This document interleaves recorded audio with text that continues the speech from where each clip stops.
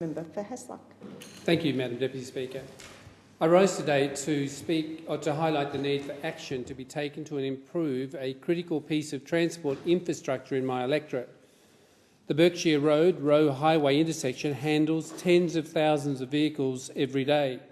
A large proportion of these are road trains and heavy haulage vehicles. It is common to see huge pieces of mining equipment and special buildings being transported through this intersection to the mines of the north. Truck drivers have expressed their frustration at having to take unnecessary risks through the disjointed intersection.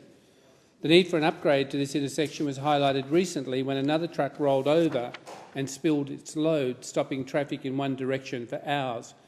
Mercifully, no one was seriously injured, but there have been many similar cases such as this taking place in the past. For my constituents, one incident of this nature is one too many, and many have approached me when I'm out in the community to express their concerns. I believe that this issue is of critical importance, not only to the people of Hasluck, but to those in the electorates of the south and south-east of mine. To this end, I organised the first joint meeting of local governments in Hasluck to thrash out a unified approach to the problem. Work is being done by all parties to find a solution. I've also written to several ministers in the West Australian Government to highlight this issue and bring it towards the front of the queue for funding. These conversations have been constructive. The Minister for Transport, Mr Buswell, understands the need for the upgrade. But unlike the Gillard Government, West Australian ministers are financially responsible, so I'll have to fight hard to keep the spotlight on the intersection. It is at this point I would like to call on the federal government to inject funds into an urgent upgrade for this intersection. WA provides a disproportionate amount of wealth into the National Treasury, and it is our roads that bear the brunt of this activity. It's good to see my colleague smiling.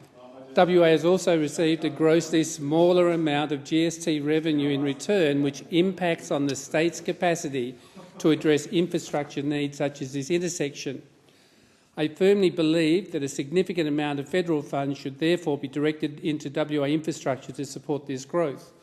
The Berkshire Road Roe Highway intersection should take its place alongside other pieces of infrastructure upgrades such as the Great Northern Highway bypass.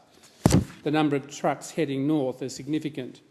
There are too many transportation upgrades to mention in Western Australia, so I'll focus on the ones that are in my electorate, the most important being the Berkshire Road Roe Highway intersection, and I call on the federal government to inject funds into this area as soon as possible.